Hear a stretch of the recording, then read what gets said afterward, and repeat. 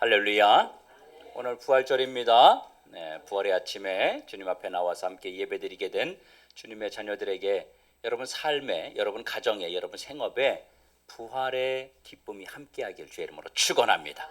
그래서 여러분 삶에 잠자고 있던 것, 죽어 있던 것, 무너져 있던 것들이 다시 한번 살아나는 그런 기회가 되기를 주님의 이름으로 축원합니다. 여러분 교회들마다 이 부활절이 되면은 다 뭘 나눠주죠? 계란을 나눠줘요. 그 계란을 또 그냥 계란만 나눠주는 게 아니고 계란에다가 이렇게 뭐 모양도 만들고 그림도 그리고 이렇게 나누어 줍니다. 이 계란을 나누어 주게 된 계기가 십자군 전쟁 때에 시작이 되었습니다.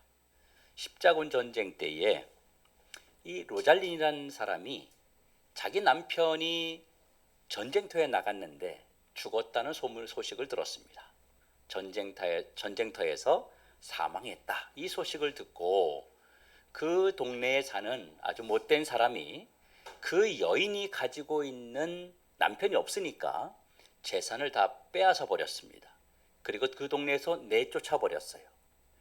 이 로젤린 여사가 이 여인이 갈 곳이 없어서 이곳저곳 헤매다니다가 산속으로 들어갔는데 산에 한 마을이 있었습니다. 근데 그 마을 사람들이 이 로잘린 부인을 잘 맞이해주고 집도 주고 아주 친절하게 대해줬습니다. 그래서 이 로잘린 부인이 그게 너무 감사해서 부활절이 다가올 때쯤 돼서 내가 이들에게 무엇으로 좀 보답할 수 있을까? 나는 가진 게 없는데 뭘로 할까? 고민하다가 계란에다가 자기가 이 그림 솜씨가 있었는데 그림을 그리기 시작했어요. 그리고 거기다가 글도 썼습니다. 그리고 그것을 동네 사람들에게 또 어린아이에게 하나씩 다 나누어 주었어요. 그 중에 한 어린아이가 할머니 집에 가다가 길거리에 쓰러져 있는 어떤 사람을 보게 됩니다. 그래서 그 사람에게 너무 불쌍해 보이고 배고파 보여서 그 자기가 가지고 있던 계란을 그 사람에게 주었어요. 이 사람이 길거리에 쓰러져 있다가 그 배고픈 상태에서 계란을 보니까 깜짝 놀란 겁니다. 왜냐하면 그 계란에 그려져 있는 그림은 자기 아내가 그리는 그림이었던 겁니다. 그리고 거기에 글씨가 써 있었는데 하나님의 사랑을 믿자라고 써 있는 글귀는 자기 집안의 가훈이었던 겁니다. 그래서 그것을 통해서 자기 부인을 찾기 시작해서 결국은 둘이 만나게 된, 재회하게 된 사건이 이루어지게 됐고, 그것이 계기가 되어서 사람들이 부활절이면 계란을 나누는 풍습이 그때부터 생겨나게 된 것입니다. 여러분, 이 부활절, 다시 말하면 우리가 성경을 읽은 이 시점, 이때가 초대교회 시대인데 많은 사람들이 이 당시에 초대교회는요 참 고통을 많이 받았습니다. 예수 믿는다는 것 때문에 핍박을 받고 환난을 당하고 미움을 받고 때로는 죽임을 당하기까지 하고, 그래서 쫓겨다니고 도망다니고 숨고 이런 삶을 살았어요. 그래서 이 초대교회는요 흠모할 만한 것이 없었어요. 그래서 이 초대교회 오는 사람들은 일도 제대로 할 수 없기 때문에 가난한 사람들이 많았고, 그리고 힘들고 지치고 이런 피해받은 사람들이 너무나 많이 모여들었습니다. 초대교회는 외형적으로 아름답거나 뭐 액세서리나 이런 것들이 전혀 없었습니다. 우리 교회는 그래도 뭐 이쁜 것들이 있잖아요. 들어오면 어우 이쁘다, 카페 같다 이런 이야기를 하는데 그런 것이 없었습니다. 그럼에도 불구하고 이 땅에 있는 많은 교회들이 초대교회로 돌아가자, 우리가 초대교회처럼 회복되어야 된다라고 말하는 것은 이 초대교회 안에 흠모할 것은 없지만 두 가지의 이유가 있기 때문입니다.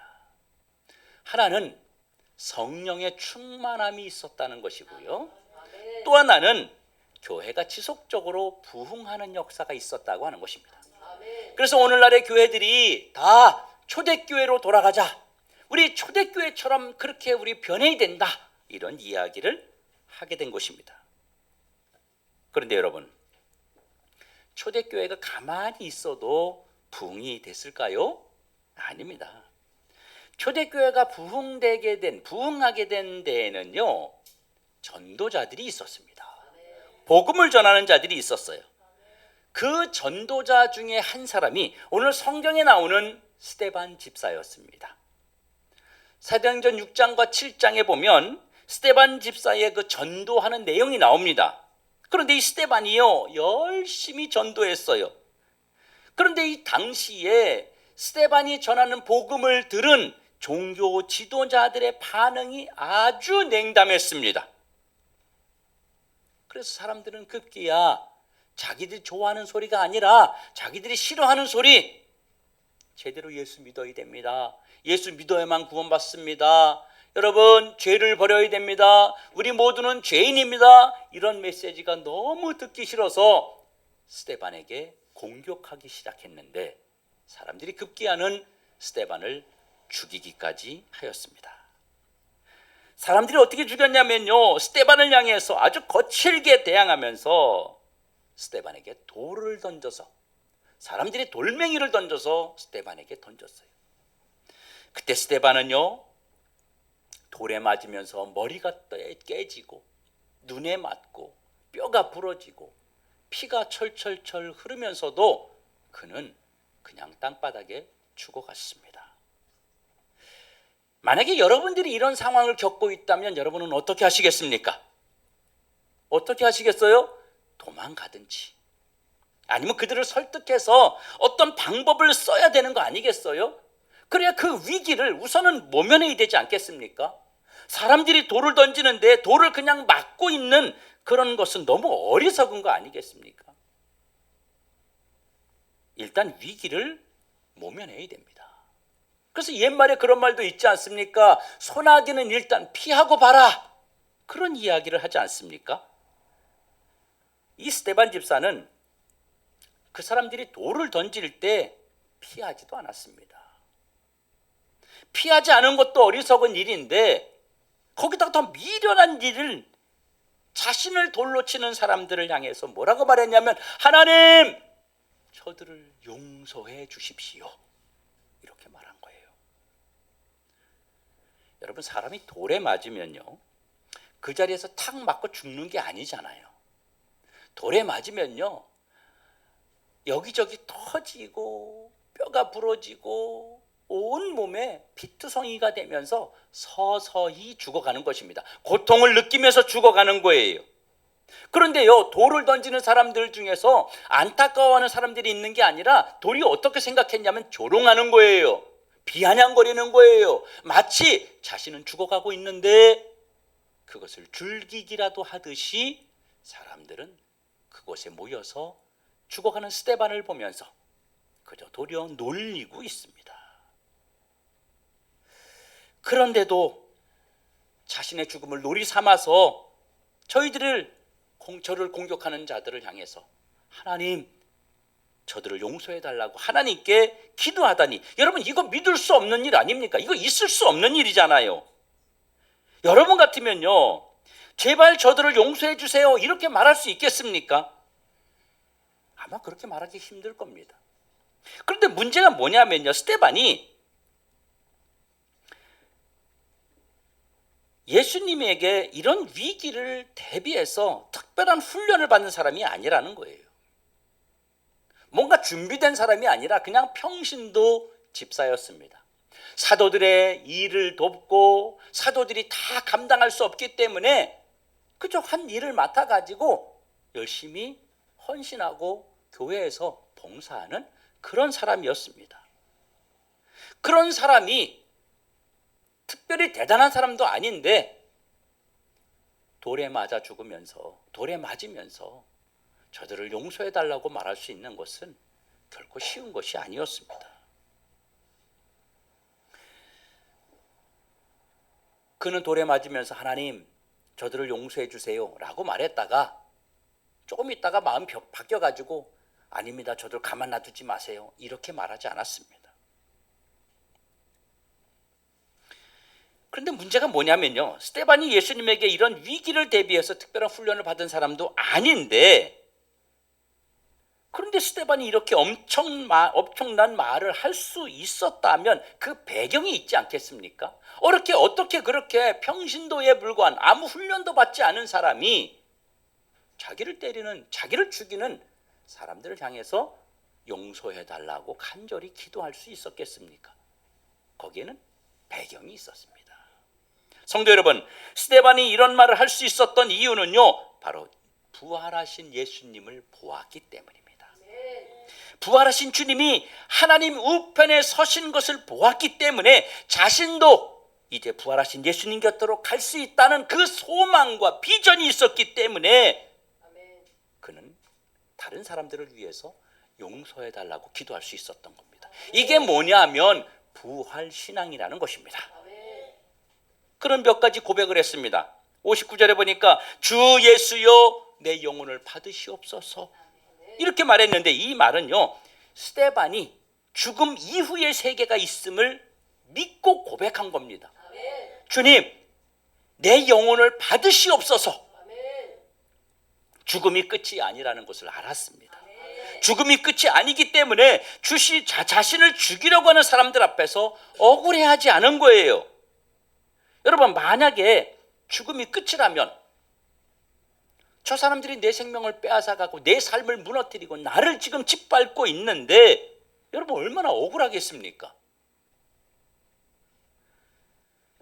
스데반 집사는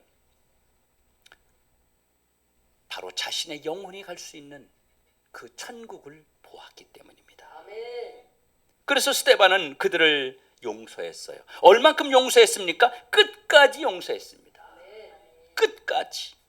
처음에는 저들을 용서해 주세요. 하나님, 저들의 죄를 용서해 주세요. 라고 말했다가 너무 아프고 힘드니까 야, 이제 그만 좀 해라 좀. 야, 진짜 너희들 너무한다. 하나님, 진짜 안 아프게 해주세요. 뭐 이렇게 말하지 않았어요. 그냥 끝까지 저들을 용서해 주세요. 여러분, 부활신앙은 끝까지 용서하는 것입니다.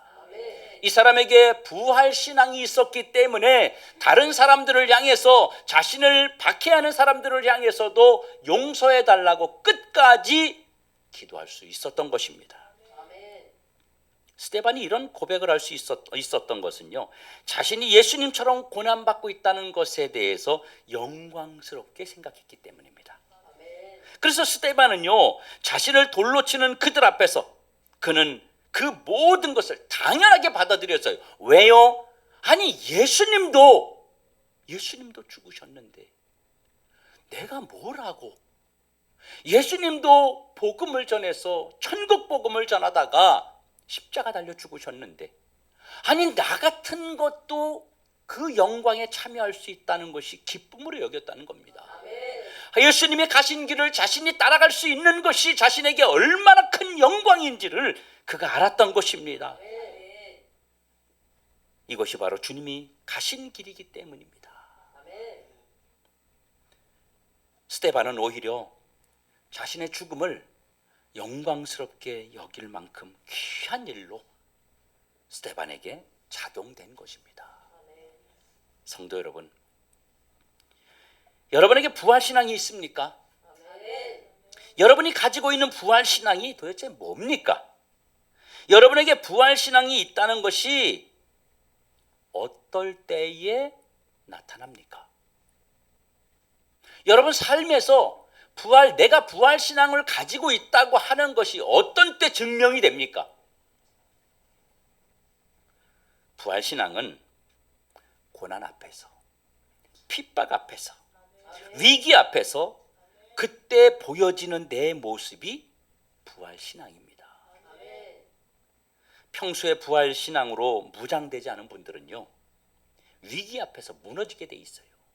환난 앞에서 무너지게 돼 있습니다. 고난 앞에서 무릎 꿇을 수밖에 없게 돼 있습니다.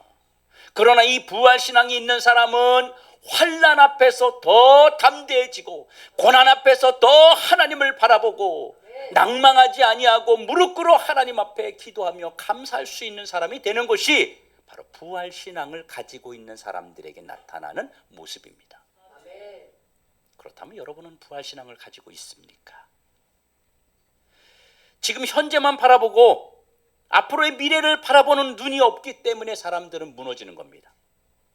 지금 아픈 거, 지금 손해보는 거, 지금 미움받는 거, 지금 자존심 상하는 거, 여기만 바라보기 때문에 사람들이 앞을 보지 못하는 것입니다. 여러분, 우리가 앞을 볼 수 있다면, 지금 아이들이 예를 들어서 공부를 해요. 근데 이 공부를 잘하면 그 다음에 그 학생들에게 그러잖아요. 너 몇 시간 잠을 몇 시간 자면 네 아내 부인이 바뀌고 뭐 이런 얘기 하잖아요. 못 들어보셨어요? 들어봤어요. 뭐 몇 시간 자면 3시간 자고 공부하면 네 아내의 얼굴이 바뀐다, 뭐 직업이 바뀐다, 이런 이야기들을 선생님들이 하잖아요. 그래서 아이들이 그걸 바라보고 막 열심히 잠 안 자고 공부하고 성적을 높이려고 하는 겁니다. 여러분, 우리 뒤에 지금 현실보다 더 큰 것이 보인다면 견뎌내는 것입니다. 우리가 적금을 들 때, 은행에 적금 들고 보험 들 때 여러분 어떤 생각을 가지고 들어요? 이거 만기 끝나면 내가 목돈 받는다? 이것 때문에 여러분 힘들고 어렵지만 꾸역꾸역 적금을 맞춰서 넣는 거 아닙니까? 그 다음이 보이기 때문이에요. 현실에 만족하지 아니하고 그 현실 뒤에 있는 그 모습을, 영광을 보았기 때문에 견딜 수 있는 것입니다. 또 하나는 내 눈에 사람만 보일 뿐 예수님이 보이지 않기 때문에 무너지는 겁니다. 여러분, 여기에 모여있던 많은 사람들, 그 사람들은요, 그 사람들 눈에 예수님이 보였다면 스데반을 죽이지 않았을 것입니다. 그들 눈에는요, 예수님이 보이지 않았어요. 돌을 들고 있을 때 앞에 서 있는 스데반만 보였어요. 그런데 반대로 스데반은 자신을 죽이려고 돌을 들고 있는 사람들 뒤에 예수님이 보였습니다. 예수님을 보았어요. 그래서 눈에 보이지 않는 것을 볼 수 있는 그 신앙이 바로 부활신앙인 것입니다. 우리가 문제 앞에서, 위기 앞에서 왜 무너집니까? 사람은 보이는데 예수님이 보이지 않기 때문에 무너지는 것입니다. 여러분, 부활신앙은요, 준비된 신앙으로 만들어집니다. 하루아침에 그냥 만들어지는 게 아니에요. 평소에 계속 훈련되고 연단되고 그래서 만들어져야 되는 겁니다. 여러분 신앙을 힘들고 어려울 때마다 그 부활신앙으로 자꾸 훈련하셔야 돼요. 견뎌내고 이겨내고 승리하고, 지난번에 무릎 꿇었다면 이제는 일어서고, 이런 것들을 여러분이 계속 훈련해 나가다 보면 어느 시점에 큰 환란이 닥쳤을 때에도 여러분이 무릎 꿇지 않는 그런 은혜의 삶을 살 수 있다는 것을 여러분 믿으시길 주의 이름으로 축원합니다. 여러분, 우리도 스데반처럼 부활의 주님을 바라봅시다. 스데반은요, 영의 눈이 열려서 부활하신 주님을 바라보았어요. 부활신앙이 있는 자는요, 절대로 뒤로 가지 않고 앞으로 전진합니다. 부활신앙을 가진 자는 여러분 비겁하지도 비굴해지지도 않습니다. 그러나 부활신앙이 없으면요, 대단한 것 같아요. 지금 막 잎사귀가 무성한 것 같아요. 그런데 한순간에 무너집니다.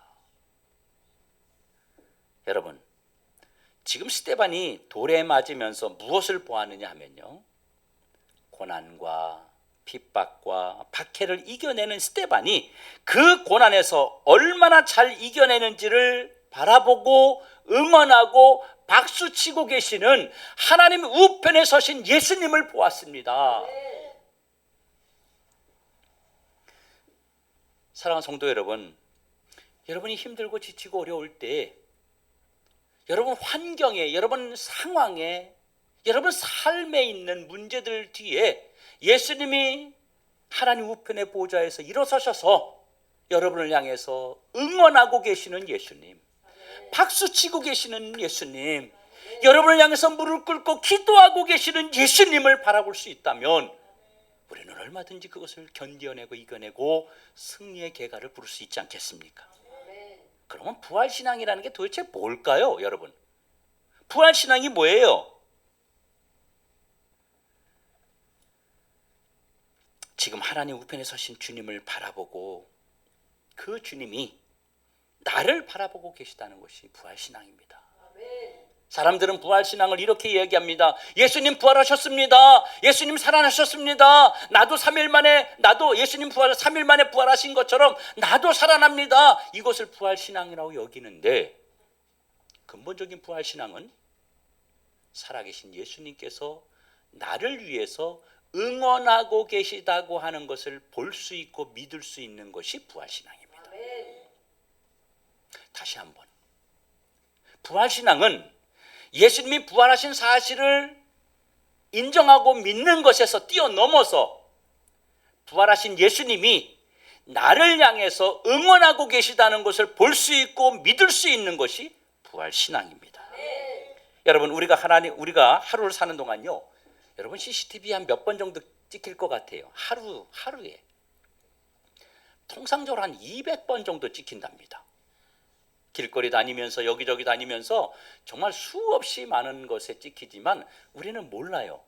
그걸 모르기 때문에, 찍히고 있는데도 그걸 모르기 때문에 침 뱉고 쓰레기 버리고 아무데나 소변 보고 막 이러는 거예요. 물론 여자분들은 안 그러지만 남자들은 길거리 밤에 되면 많이 그래요. 저는 안 그랬는데 많이 그래요. 그게 왜 그래? 보는 사람이 없다고 생각하기 때문입니다. 그런데 우리 하나님이 보고 계시다고 생각하면 여러분, 그럴 수 없잖아요. 그게 부활신앙이라고요. 그게 부활신앙이라고요. 이 신앙을 가지고 살아야 여러분이 세상에 무릎 꿇지 않는 자가 되는 겁니다. 여러분이 이 신앙을 가지고 살아야 삶의 기쁨이 있고 삶의 비전이 있는 것입니다.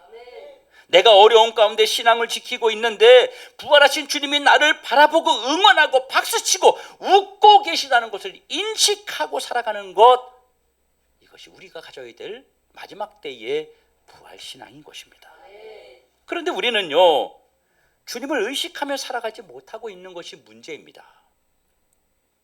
부활하신 주님이 우리들을 보고 계시는데도 우리는 의식하지 않고 살아가고 있습니다. 부활신앙은요, 예수님이 부활하셨다 이걸 믿는 게 아니라는 걸 기억하십시오. 여러분, 부활신앙을 가진 자는요, 불가능한 것을 가능한 삶으로 바꿉니다. 돌로 때려 죽이는데도 그들을 향해서 용서해달라고 말하는 것은 여러분 불가능하잖아요. 있을 수 없는 일이잖아요. 아니, 돌에 던지는 게 뭐야? 길거리 지나가다가 누가 툭 건들기만 해도 우리는 어때요? 그냥 바로 반응하잖아요. 물론 여자분들은 덜 하겠지만 남자분들은 그런 사람들 많아요. 조금만 가다가 눈만 마주쳐도 왜 치다봐 이러면 그것도 좀 양반이지, 왜 꼭 뭐 이렇게 얘기하잖아요. 아주 무섭게. 세상이 그렇습니다.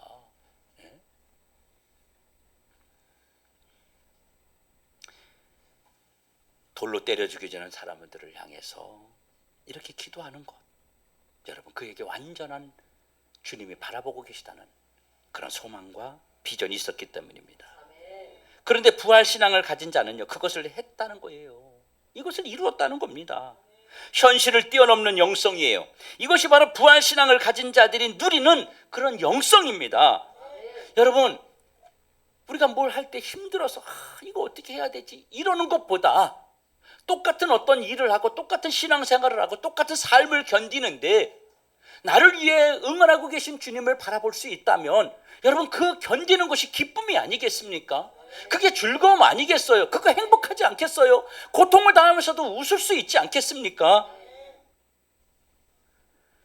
죽음은 끝인데 죽음 앞에 벌벌 떨고 죽음 앞에서 모든 것이 다 웅크려들고 말 것입니다.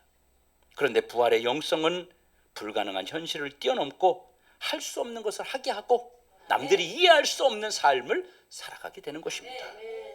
그리고 하나님은 이런 부활신앙을 가진 하나님의 자녀들을 응원하고 계시다는 것입니다. 초대교회 때 제자들이 예수님의 부활을 몰랐을 때는요, 다 어떻게 했어요? 뿔뿔이 흩어졌습니다. 고기 잡으러 가자, 고향으로 내려가자, 집으로 가자, 다 흩어졌습니다. 뿐만 아니라 두려워서 다 숨고 벌벌 떨면서 문을 잠그고 누가 들어올 때도 문을 두드리면 누구냐 확인하고 문 열어주고 그렇게 무서워했었어요.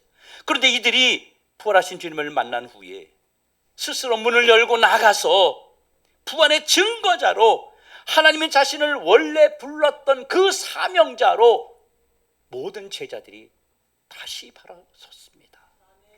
이것이 이렇게 주님은요, 부활신앙을 가진 그 자녀들을 반드시 사용하신다는 것입니다. 부활신앙을 가지고 있지 않은 자는요, 죄송하지만 하나님이 사용할 수가 없습니다. 하나님이 나와 함께 한다고 하는 그 믿음, 그 부활에 소망이 없는 자는 하나님이 사용할 수 없는 것입니다. 사랑하는 성도 여러분, 부활신앙은 세상에 굴복하지 않는 것이 부활신앙입니다. 복음으로 세상을 굴복시키는 자들이 부활신앙을 가지고 있는 자들입니다. 여러분, 부활신앙을 가진 자는 세상을 복음으로 바꾸는 자들입니다. 여러분이 바로 그런 삶을 살아가게 되면 여러분 주변에 많은 사람들이 그런 삶을, 부활의 신앙을 가지고 살아가는 여러분을 바라보면서 그들에게 복음이 전파되는 것입니다. 말 한마디, 교회 갑시다, 부활절입니다, 예수 믿으세요 보다 더 강력한 능력이 있는 게 내가 부활신앙을 가지고 삶을 살아가는 것입니다. 오늘 이 자리에 함께한 모든 성도님들이 이 현실의 지배를 받고 두려워하는 자들이 아닌 바로 부활하신 예수님께서 나를 지켜보고 나를 응원하고 내가 내 삶이 지금 연약하고 나약하고 문제 앞에 있다 할지라도 그러나 주님이 나를 응원하시면서 내 사랑하는 딸아, 내 아들아, 잘 견뎌라, 잘 이겨라, 그래 잘하고 있다, 잘 참고 있다, 인내하시는 주님을 바라보면서 세상에 무릎 꿇지 않는 우리 더드림의 모든 성도들 되시길 다시 한번 주의 이름으로 축원합니다. 아멘.